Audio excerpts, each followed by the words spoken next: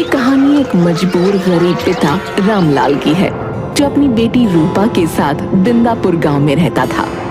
4 साल पहले उसकी पत्नी की मौत हो गई थी। अब वो अपनी बेटी रूपा के साथ अकेले रहता था। उसने अपनी बेटी के लिए सब कुछ किया, कभी उसे किसी चीज की कमी नहीं होने दी। उसे पढ़ाया लिखाया, लेकिन अब रूपा की शादी की उम्र हो गई है, क्योंकि उसके पिता की तबीयत खराब रहती है।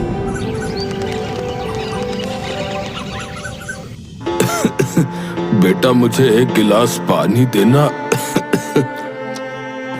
हाँ पिताजी, अभी लाई। रूपा अपने पिता को पानी देती है। पिताजी, आपको कितनी बार कहा है दवाई ले लो, लेकिन आप सुनते ही नहीं हो। बेटा, मेरी तबीयत दवाई से नहीं, तेरी शादी करके ही ठीक होगी, जब मैं अपने सर पर से यह कर्जा उतार दूंगा। रूपा अपने पिता को पानी देने के बाद रसोई घर में वापस खाना बनाने चली जाती है और रामलाल बाहर अपनी गायों को चारा डालने जाता है। तभी वहां से रिंकू सेठ गुजर रहा होता है। अरे क्या हाल है रामलाल भाई, आजकल बड़े ही कम दिखाई देते हो। मैं ठीक हूँ भाई, बस आजकल तबीयत ने साथ छोड़ रखा है। तुम कैसे हो? मैं भी ठीक हूँ भाई, बस आजकल इतना इधर उधर करके थक सा गया हूँ। कहाँ घूम रहे हो? अरे कुछ नहीं भाई, बस तुम तो जानते ही हो, मैं लोगों की शादी करवाता हूँ, जिसके सिलसिले में मुझे गांव से बाहर शहर जाना पड़ता है। रिंकू की शादी की बात करते ही रामलाल का मुंह उतर जाता है। अरे क्या हुआ भाई, तेरा मुंह इतना उतरा हुआ क्यों है? क्या बताऊं भाई, बेटी की शादी करनी है, लेकिन अब तक कोई लड़का ही नहीं मिला। आपकी नजर में कोई लड़का है तो बताओ। अरे भाई तुम टेंशन क्यों लेते हो, मैं जल्दी ही हमारी गुड़िया की शादी एक अच्छे घर में करवा दूंगा। अच्छा, टेंशन मत लो। ठीक है भाई। ऐसा कहते हुए रिंकू अपनी साइकिल से वापस अपने घर की ओर चला जाता है। ऐसा करते हुए 1 हफ्ता बीत जाता है। फिर एक दिन रिंकू सेठ वापस रामलाल के घर आता है। नमस्ते अंकल, आप कैसे हैं? ये लीजिए पानी। नमस्ते गुड़िया, मैं अच्छा हूँ, तुम कैसी हो और पढ़ाई कैसी चल रही है? मैं ठीक हूँ और पढ़ाई भी अच्छी चल रही है। तभी रामलाल घर आता है। अब कैसे हो भाई, तुम कब आए? मुझे तो पता ही नहीं चला। मैं बस अभी आया हूँ, आओ बैठो। बेटा रूपा, जाओ कुछ खाने को ले आओ। ठीक है पिताजी। और कैसे आना हुआ भाई? अरे मैं तुम्हारे लिए खुशखबरी लेकर आया हूँ। तुम्हारी बेटी के लिए एक लड़के के घर वाले मान गए हैं और वो लड़की को देखना चाहते हैं। अच्छा, ये तो बहुत खुशी की बात है। रामलाल अपनी बेटी रूपा को आवाज देता है। बेटा रूपा, अरे जल्दी आओ, देखो रिंकू अंकल खुशखबरी लेकर आए हैं। क्या हुआ पिताजी? ये तुम्हारे लिए एक अच्छे घर का रिश्ता लाए हैं। रूपा शर्माते हुए अंदर रसोई में भाग जाती है। तो बताइए वो लोग कब आ रहे हैं? लड़के वाले कल आ रहे हैं, और वैसे तो उनके घर में लड़का, लड़के के माता पिता और बहन रहती है, लेकिन कल जो है लड़का और उसके माता पिता ही आ रहे हैं। अच्छा, ठीक है। फिर रिंकू सेठ चला जाता है और रामलाल कल की तैयारी में लग जाता है। जैसे ही अगला दिन शुरू होता है, रामलाल बाजार से खाने के लिए समोसे, जलेबी, रसगुल्ले और कई सामान ले आता है। और थोड़ी ही देर में रिंकू सेठ और लड़के वाले घर आ जाते हैं। आइए, नमस्ते नमस्ते। आइए, इसे अपना ही घर समझे। देखो रामलाल, ये है लड़का सुरेश है, इनकी माता सुधा और ये पिता रघु। नमस्ते। आइए सुधा जी, रघु जी यहाँ बैठिए। हमारा बेटा सुरेश जो है वो जल विभाग में काम करता है और चरित्र का बहुत ही कोमल है। साथ ही इनके घर में किसी चीज की कोई कमी नहीं है। अपना घर है, इनके पास 20 गाय हैं, 10 बकरी हैं और बहन अभी छोटी है, वो पढ़ाई कर रही है। ये तो बहुत ही अच्छी बात है। अगर हमारी बेटी की शादी इनसे होती है तो वो बहुत ही खुश रहेगी। अब बातें ही करते रहोगे कि अपनी बेटी को भी बुलाओगे? हाँ हाँ, क्यों नहीं। रामलाल जी, हमारी गुड़िया को तो बुलाइए। रामलाल अपनी बेटी के पास जाता है। बेटा, तुम तैयार हो गई? ये क्या हुआ? तुम उदास क्यों बैठी हो? पिताजी, मुझे डर है कि कहीं हर बार की तरह मेरे काले रंग का मजाक न बन जाए। बेटा, तू चिंता क्यों करती है? ऐसा कुछ नहीं होगा। ये लोग अच्छे लगते हैं। चल खड़ी हो जा और बाहर चाय लेके आ। तभी रामलाल अपनी बेटी रूपा को गले लगाता है और उसके सर का पल्लू ठीक करता है और रूपा बाहर चाय लेकर आती है। नमस्ते। नमस्ते। यह है हमारी बेटी रूपा। हमारी बच्ची बहुत ही भोली है और इसने अपना कॉलेज भी बहुत अच्छे नंबरों से पास किया है। साथ ही आपका घर संभाल लेगी और अगर आप इसके हाथ का खाना खाते हो तो बता रहा हूँ, खाते ही रह जाओगे। हाँ। सुरेश, सुधा और रघु तीनों एक दूसरे की तरफ देख रहे हैं। ए माँ, ये तो फोटो से भी ज्यादा काली है। मैं इससे शादी करूँ ना? सही कहा, ये तो एकदम काली है। इसके आगे तो हमारी भैंस गोरी है।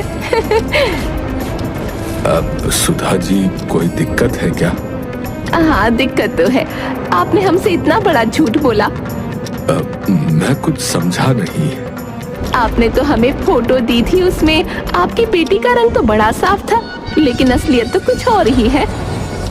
माँ, मैं इससे शादी नहीं कर सकता। आप सबने मिलकर हमारे साथ धोखा किया है। सुधा जी, आप गुस्सा क्यों हो रही हैं? एक रंग की ही तो बात है। अंकल जी, ऐसा है, मैं आपकी इज्जत करता हूँ इसलिए कुछ कह नहीं रहा, लेकिन मोहल्ले में मेरी भी कोई इज्जत है। मैं इसे लेके घूमूंगा तो लोग मुझ पर हंसेंगे। ये सब होता देख रूपा रोते हुए अंदर भाग गई। तुम माँ बेटे दोनों चुप करो। बेचारी लड़की को रुला दिया है। ए जी, आप क्या कह रहे हैं? आपका दिमाग सठिया गया है क्या? पिताजी, मैं इस लड़की से शादी नहीं कर सकता, बता रहा हूँ। रघु सुरेश और उसकी माँ को बुलाकर बाहर ले गया। अरे तुम दोनों का दिमाग खराब हो गया है क्या? है? हमारे पास इतना अच्छा मौका है और तुम दोनों इसे ऐसे ही गवा रहे हो? है? मैं कुछ समझी नहीं, आप कहना क्या चाहते हो? अरे देखो भाई, ये लड़की काली है और कोई इससे शादी नहीं करना चाहता, समझे? लेकिन इसका पिता जो है वो मजबूर है, जो कैसे भी करके इसकी शादी करवाना चाहता है, समझे? और हमें इसी चीज का फायदा उठाना है, समझे? पिताजी, साफ साफ बोलो ना, मुझे आपकी बातें समझ नहीं आ रही है। इसमें हमारा फायदा कैसे है? अरे देखो भाई, मैं समझाता हूँ ना। अगर हम इस लड़की की शादी तुमसे करवा देते हैं तो हम इससे अच्छा खासा दहेज ले सकते हैं और कुछ टाइम के बाद इसको छोड़ के तुम्हारी शादी किसी सुंदर लड़की से करवा देंगे, है भाई? क्या बात है, आपका दिमाग तो सबसे आगे चलता है। ठीक है, मुझे मंजूर है। तीनों वापस घर में आते हैं और आकर बैठ जाते हैं। इन दोनों ने जो भी कहा उसके लिए मैं आपसे माफी मांगता हूँ। मुझे ये शादी मंजूर है। मानो रामलाल और रिंकू सेठ के चेहरे पर खुशी सी झलक आ गई। बधाई हो। मुझे तो समझ नहीं आ रहा मैं आपको धन्यवाद कैसे कहूँ, लेकिन हमारी कुछ शर्तें हैं भाई। रिंकू सेठ और रामलाल एक दूसरे की तरफ देखते हैं। कैसी शर्तें? देखिए, बात साफ है, हमें एक बाइक, 2 लाख रुपए और एक 100 बीघा जमीन चाहिए। साथ ही शादी बहुत ही अच्छी होनी चाहिए भाई, है? साहब, मैं इतना सब कैसे दूंगा? हम गरीब लोग हैं। देखो भाई, मुझे ये सब नहीं पता, और वैसे भी ये कोई दहेज थोड़ी है। आखिरकार ये सब तुम्हारी बेटी और दामाद के भविष्य के लिए ही है। मुझे माफ करना, लेकिन मेरी इतनी हैसियत नहीं है। मेरी बेटी बहुत अच्छी है, आपके घर को बहुत खुश रखेगी और कभी शिकायत का मौका नहीं देगी। हम ये सब नहीं जानते। अगर तुम्हें मंजूर हो तो बता देना। चलो जी, चलो बेटा। चलिए ठीक है जी, अब हम चलते हैं, आप बता दीजिएगा। इसके बाद लड़के वाले रामलाल के घर से चले जाते हैं। भाई, मैं ये सब कैसे दूंगा? मेरे पास तो पैसे भी नहीं है। भाई मैं समझता हूँ, लेकिन गुड़िया की शादी करनी है तो करना ही पड़ेगा, वरना ये रिश्ता भी हाथ से निकल जाएगा। लेकिन भाई रिंकू सेठ बिना कुछ कहे रामलाल के घर से चला गया। पिताजी, हम उनकी सारी शर्तें नहीं मान सकते। लेकिन हमारे पास पैसे भी नहीं है, और ये नहीं करेंगे तो कौन करेगा? लेकिन पिताजी। तुम इसकी चिंता मत करो, मैं कुछ भी करूंगा, लेकिन तुम्हारी शादी जरूर होगी बेटा। रामलाल अपने गांव के साहूकार से मिलने जाता है और उससे कर्जा लेता है और अपना घर गिरवी रख देता है ताकि वो अपनी बेटी की शादी धूमधाम से कर सके। वो रिंकू सेठ के पास जाता है और उसको शादी के लिए हाँ कर देता है। और फिर कुछ दिनों बाद रामलाल अपनी बेटी रूपा और सुरेश की शादी बहुत ही अच्छे से करता है।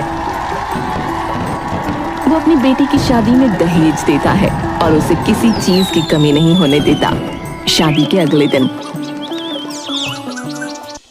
तो जैसी से तो कोई शादी भी ना करता, वो तो हम लोगों को दया आ गई तुझ पर। चल जा, मेरे लिए चाय बना के ला, चल जा। भैया, भाभी लाए हो या डूबता हुआ सूरज जो दिखाई ही नहीं देता? तेरे बाप ने तो तुझे कौड़ियों में बेच दिया है।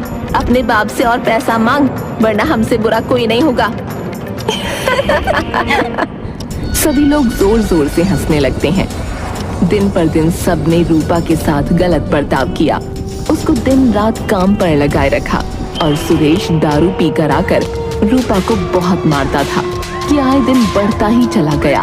एक दिन मुझसे अब और नहीं रहा जाता, ये सब लोग मुझे मिलकर बहुत मारते हैं।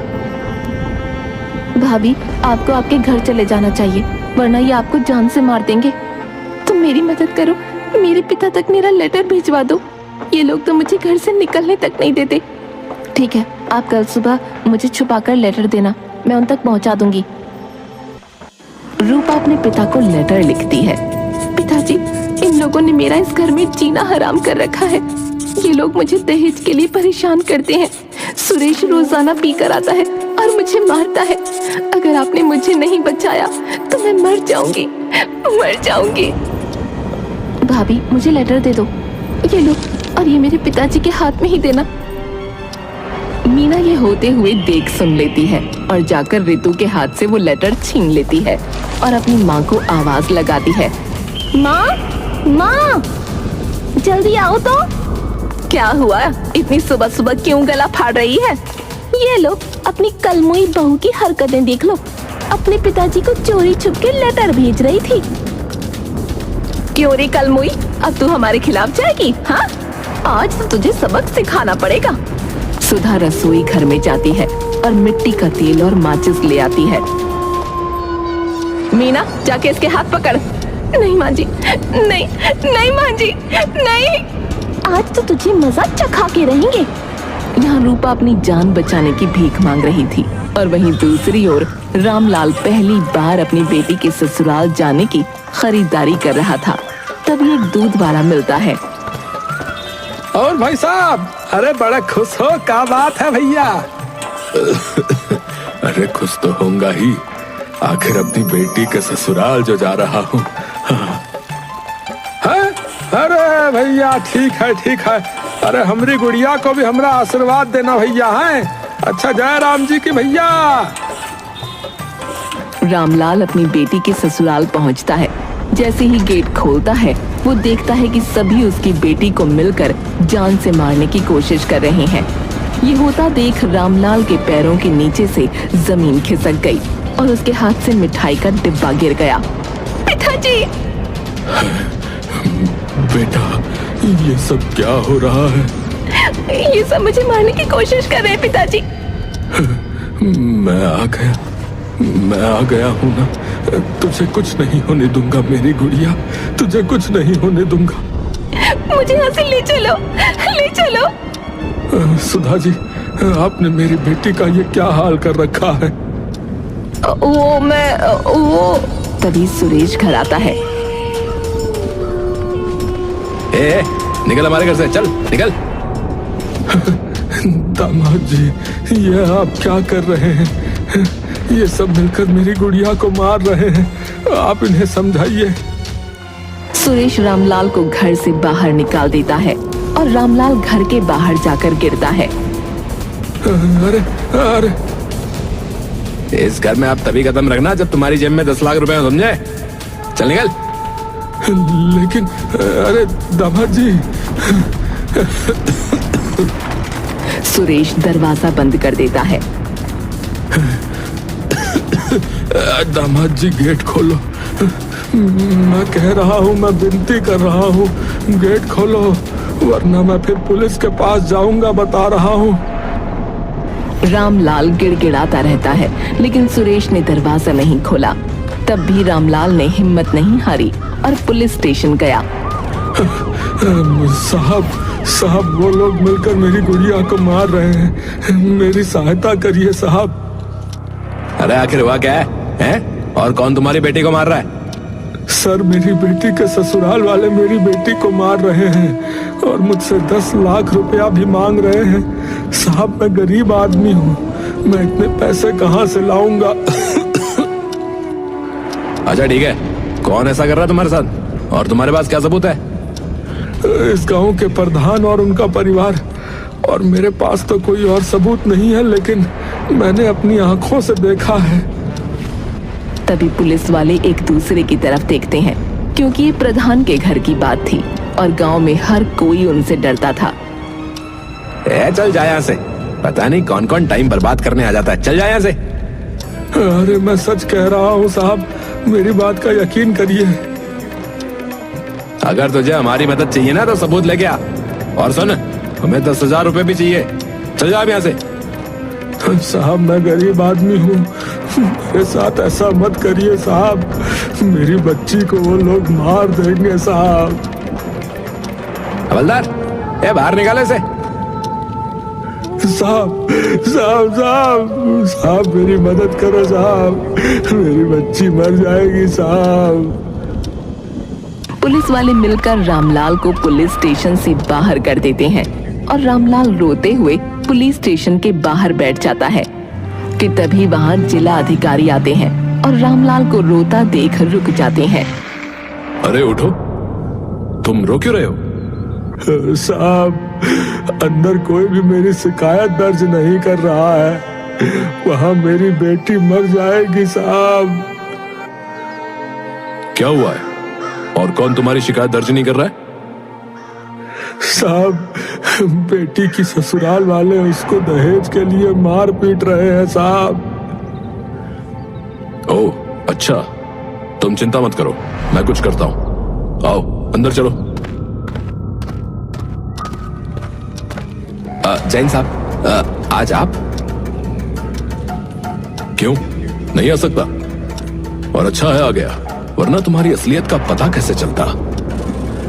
सर, मेरी कोई गलती नहीं है, ये आदमी झूठ बोल रहा है साहब। सुनो, तुम इसको सस्पेंड करने के पेपर बनाओ जल्दी। अरे नहीं साहब, मैं अभी इसकी शिकायत लिखता हूँ और साथ भी जाता हूँ इसके। चलो रे, जल्दी से गाड़ी निकालो। धन्यवाद साहब, धन्यवाद।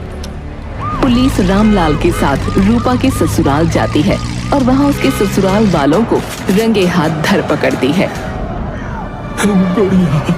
गुड़िया मेरी बच्ची, गुड़िया। अगर आप टाइम पर नहीं आते तो ये लोग मुझे मिलकर जला देते। पुलिस रूपा के ससुराल वालों को पकड़कर ले जा रही होती है। तभी अरे मैं तुमसे बहुत प्यार करता हूँ, मुझे माफ कर दो मुझे, मैं प्यार करता हूँ तुमसे। बेटा, मैं तो तुम्हारी माँ हूँ ना, ये तो घर की ही बात है।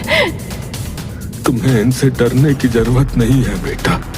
तेरा पिता अभी जीवित है। अब तू इस घर में कभी नहीं जाएगी।